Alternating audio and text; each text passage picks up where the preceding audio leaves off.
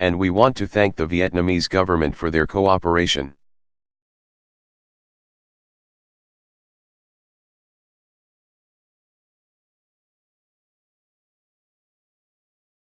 Because a lot of these systems that we're trying to build we could not do if it were not for the strong support that we're receiving from them.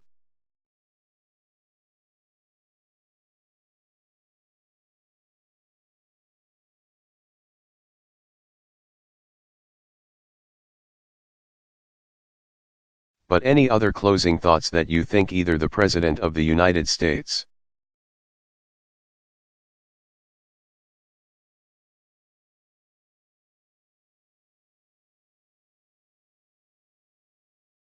or the President of Vietnam or any of these business leaders here should hear about?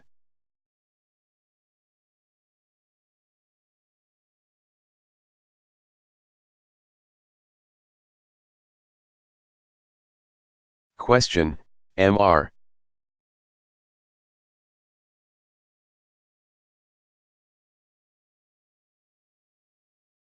President, let me ask you a question.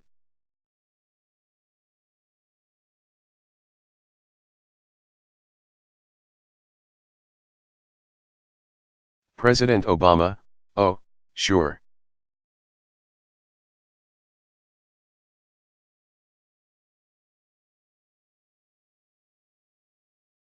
The tide is turned.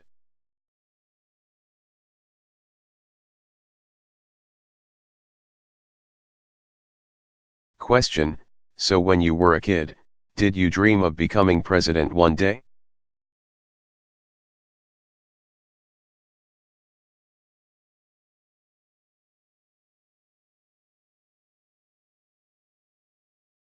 President Obama, no.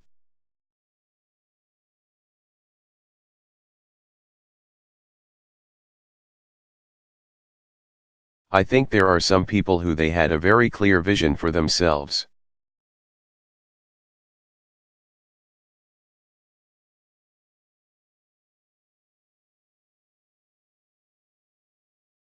I really didn't. I was not as well organized as all of you when I was young.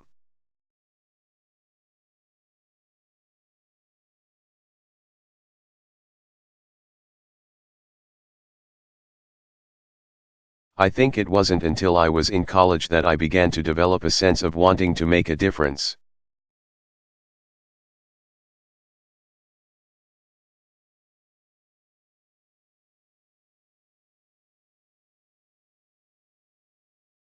And even then I did not know exactly how I might do it.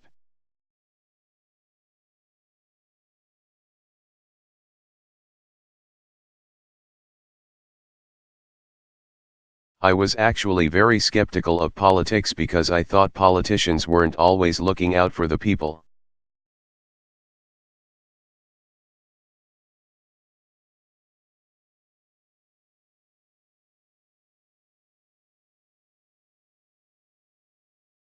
That too often, I thought, they were looking out for themselves.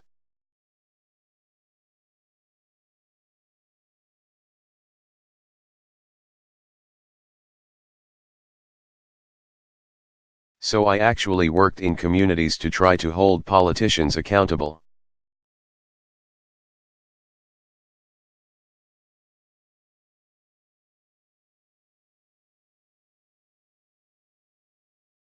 That was the first job that I did in the nonprofit sector.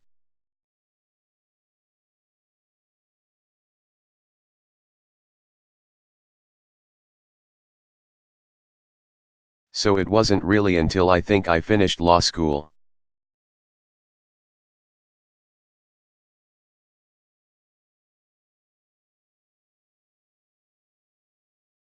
That I thought that I might be interested in public service.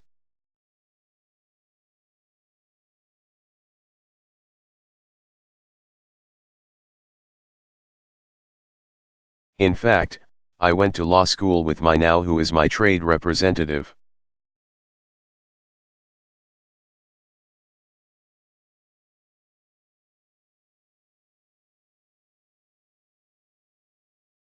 Our ambassador Michael Froman.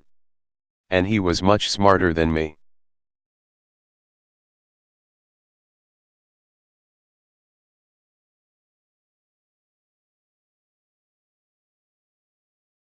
But the important point I think I want to make is that so many of the young people here today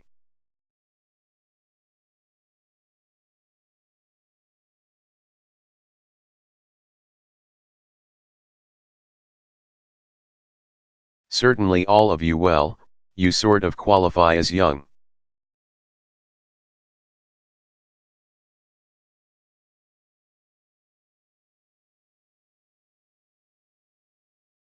And so I think there's much more interest on the part of all the young people I meet certainly here in Southeast Asia.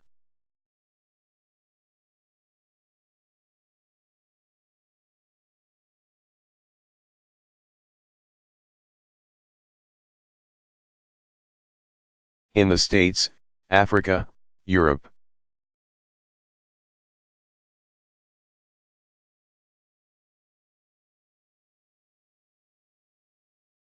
Wherever I go to try to make it on their own, and to try to find collaborations with groups of people.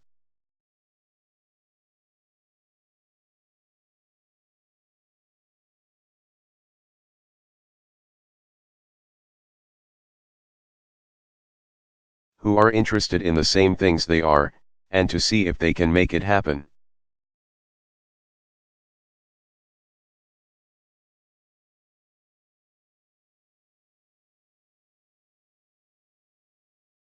And I think that's a wonderful thing.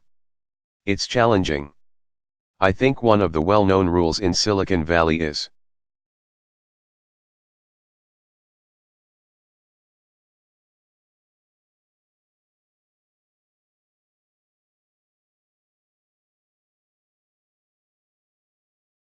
that if you haven't failed quite a bit then you're probably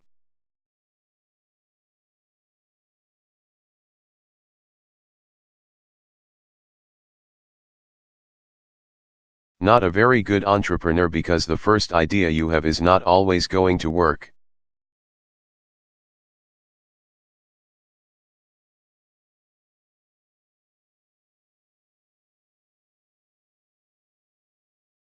And you have to be resilient and be able to learn from your failures as much as your successes.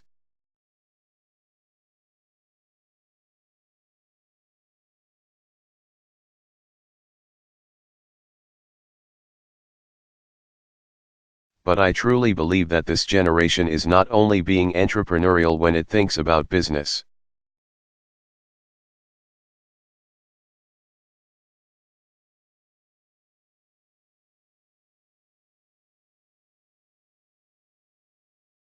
But also entrepreneurial when it thinks about trying to solve social problems.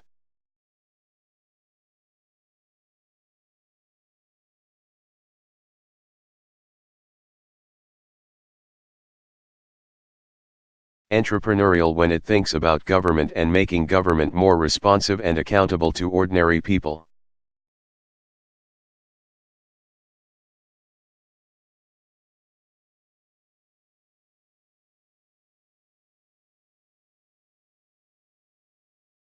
And it makes me very hopeful for the future.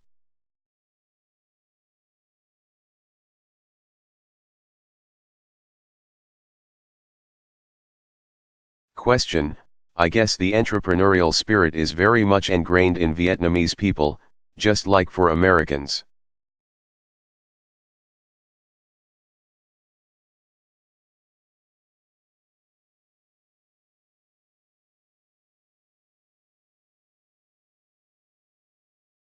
And you have seen, and just now have seen here the very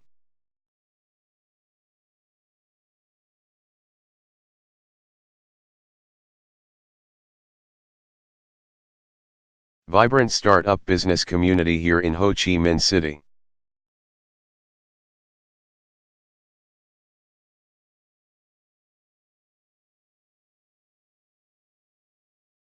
Just imagine how much more it can be if there is more exchange of knowledge.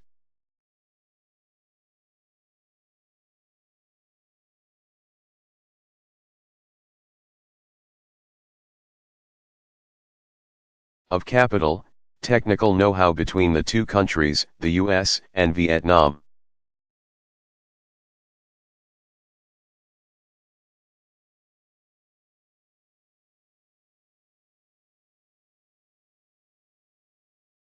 And on that note, my question for you would be, if your daughter took a gap year from Harvard College.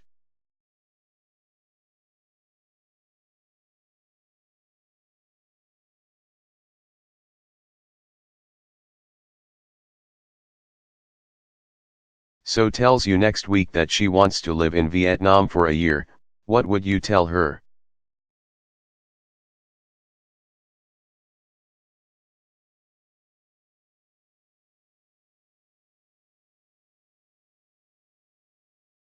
President Obama, oh, I would encourage it.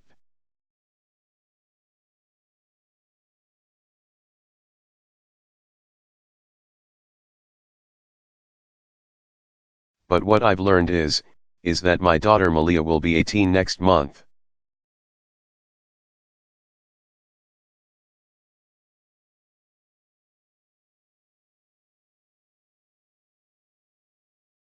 And she already doesn't listen to me, whatever I say.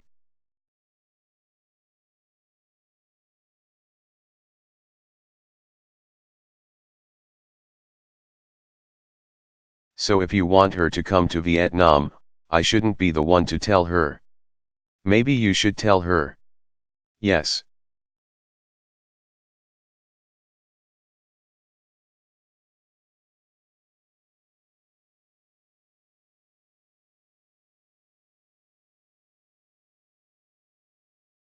Absolutely. But certainly I would recommend students from the States to come and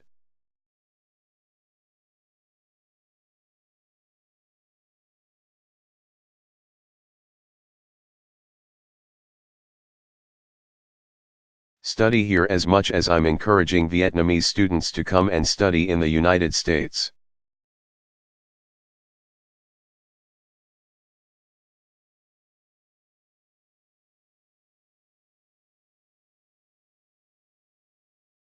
Young people are going to be living in an interconnected world, in a global marketplace.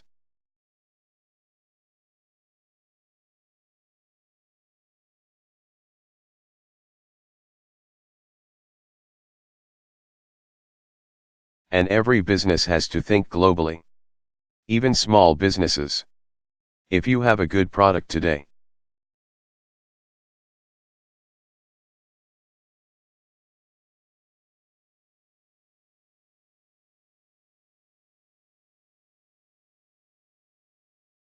you can reach billions of people if you have a good strategy, you have good marketing, you can handle the logistics.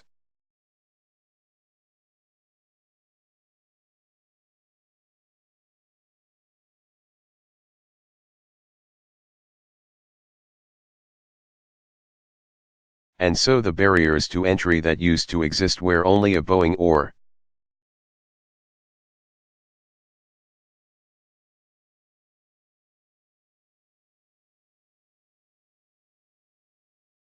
a GE or a very large company could operate in Vietnam is no longer true.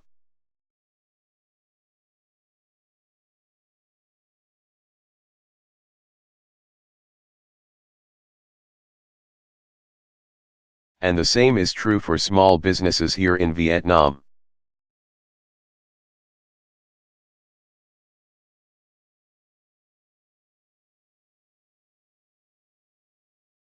If you have an interesting product that is unique and perhaps is very common in Vietnam, but nobody knows about in the United States,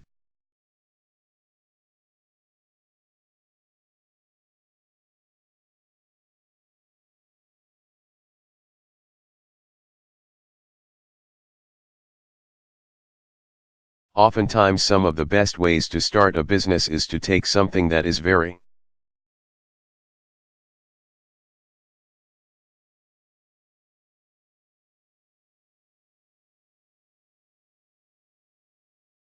popular in one place but is unknown someplace else and be the first person to sell that product in another country.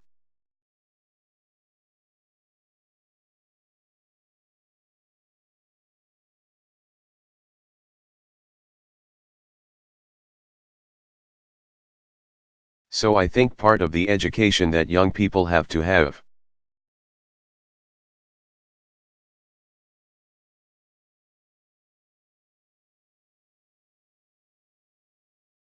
is to understand other cultures and understand other markets.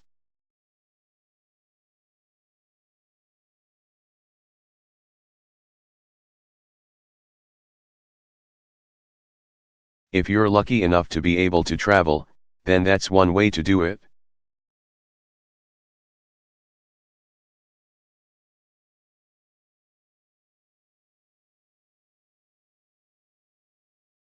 But one of the wonderful things about the internet is it gives you an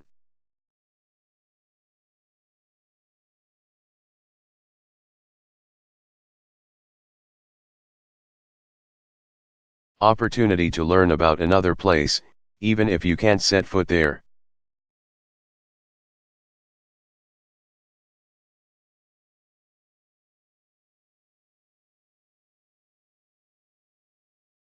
So that's something that I continually emphasize.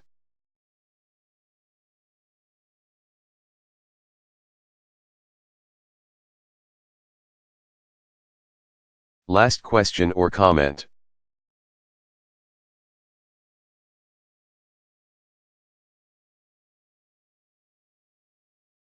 Fam, I have a question.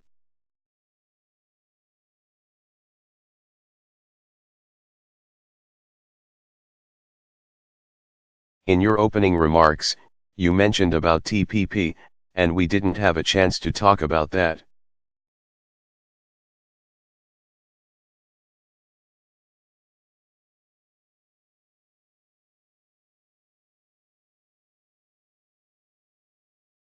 And so TPP is considered a 21st century trade agreement, dealing directly with the digital economy.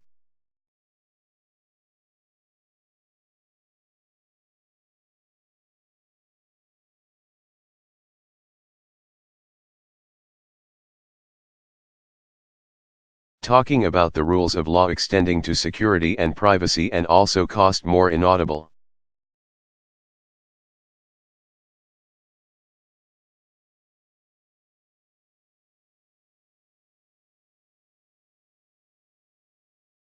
TPP is very important to Vietnam, and I know that the Vietnamese business community supports it.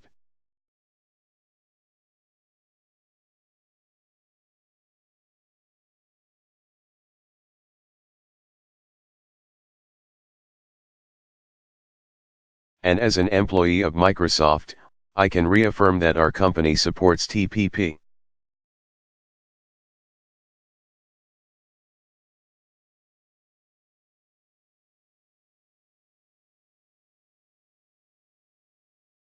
As we look at the latest report published by the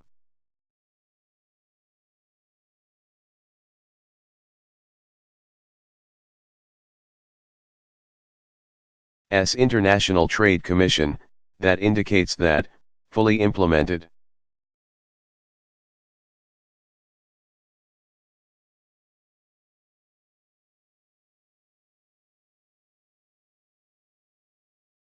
TPP will bring about $57 billion into the U.S. economy.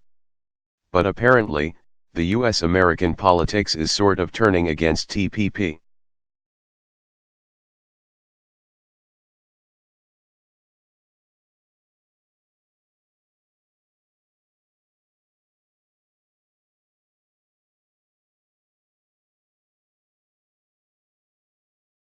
So I'd like to hear from you, what do you think is going to be what it takes to pass TPP in Washington?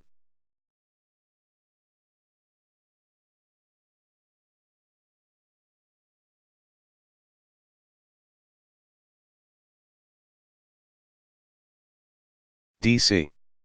And what will you do in your power to make that happen?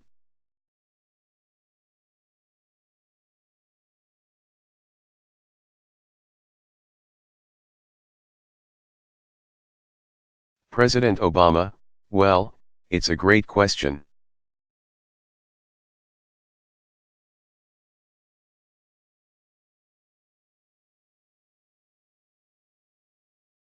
And first of all, just to describe why TPP is so important.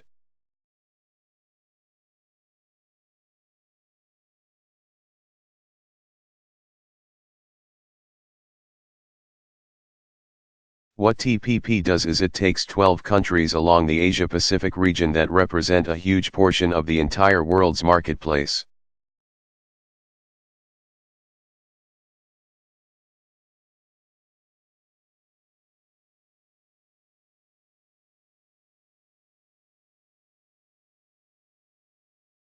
And it says we're going to create standards for trade and commerce that are fair.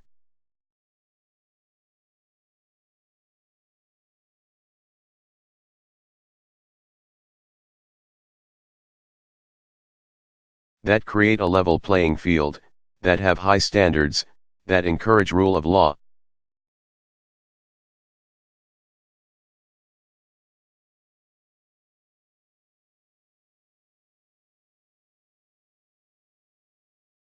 That encourage protection of intellectual property, so if VY or Hang come up with a great idea, somebody is not just going to steal it.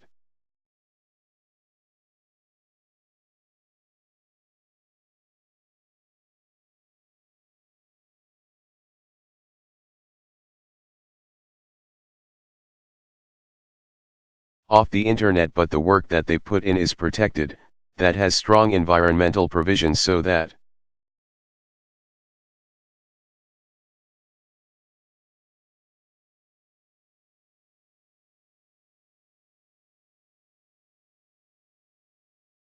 countries can't just take advantage of no environmental protection to undercut.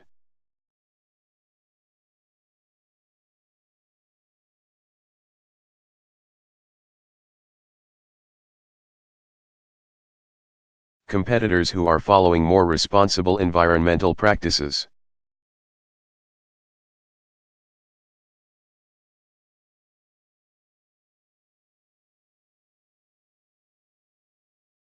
And not only do all the countries who are participating stand to gain from increased trade, but Vietnam.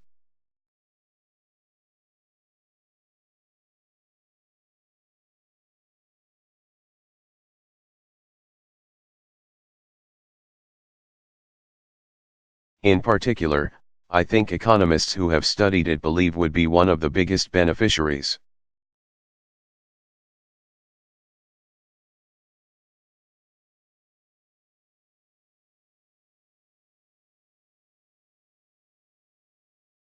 From the United States perspective, it's a common sense thing to do because, frankly,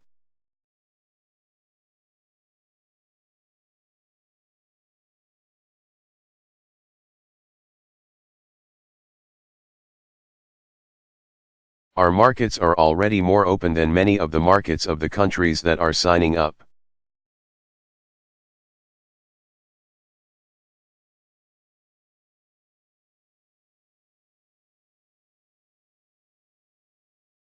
So Japan, for example, is able to sell a lot of cars in the United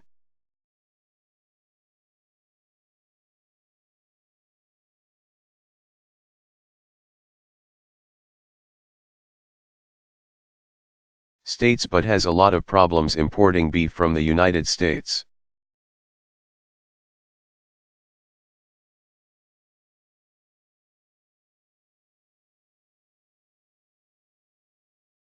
And what we've done is to make sure that a lot of the tariffs that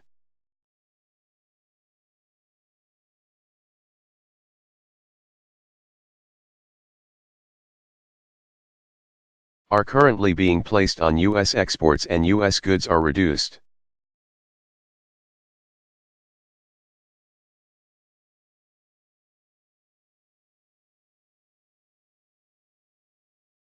And so it will create a better environment for you.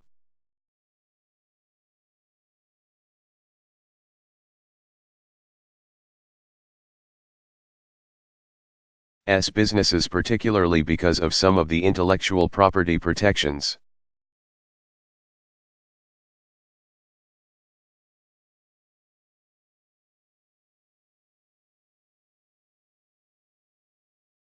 A lot of what we sell today are products of our knowledge-based economy.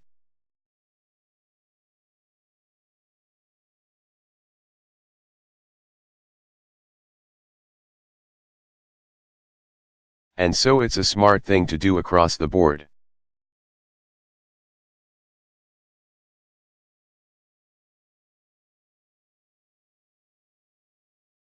Now, the problem in the United States around trade, and this is not new.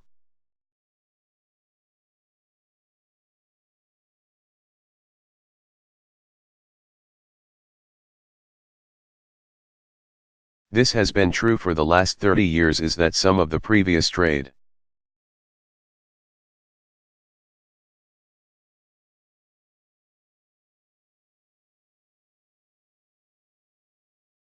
agreements did not have enforceable labor protections or environmental protections.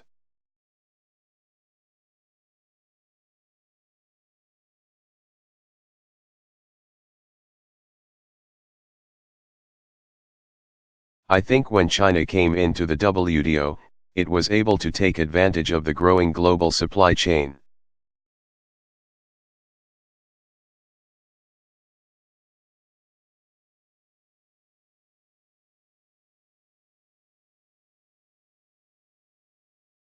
And a lot of manufacturing shifted to China in a very visible way.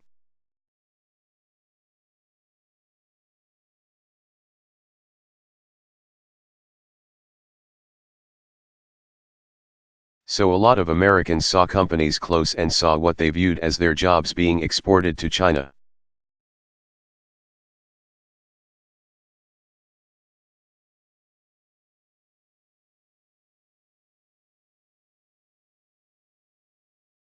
And some of that happened in Mexico, with NAFTA as well.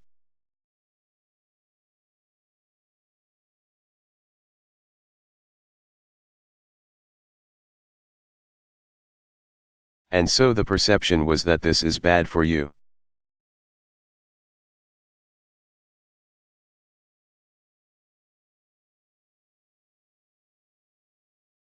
U.S. workers and U.S. jobs. If you look at the data,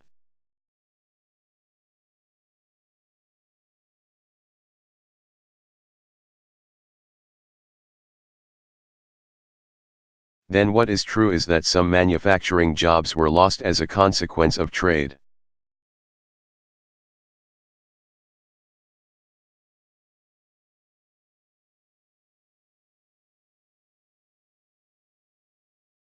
On the other hand, other sectors of the economy improved significantly. And overall,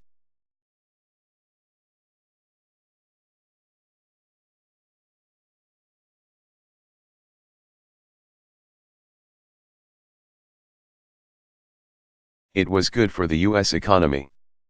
But I think that in the design of some of the oil trade deals and some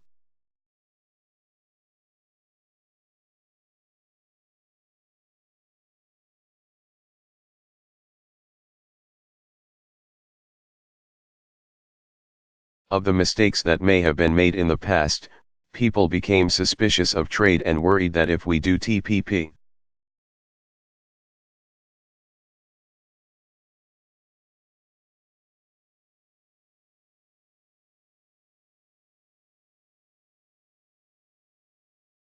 then the same pattern will repeat itself, and the US will lose more jobs.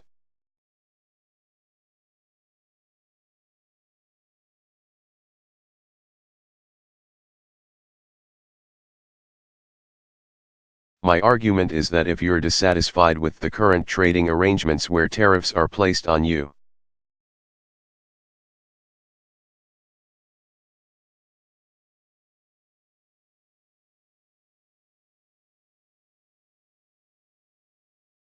as goods but other goods are already coming into the US, why would you want to just maintain the status quo?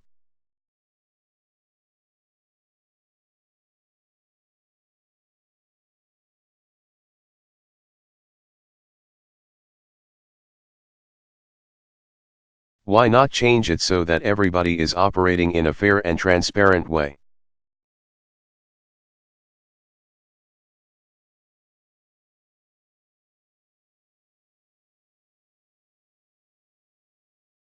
And the good news is that the majority of Americans still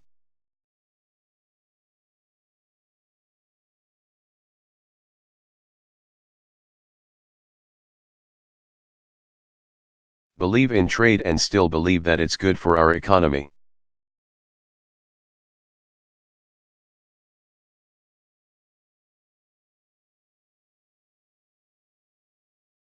The bad news is politics in the United States is not always.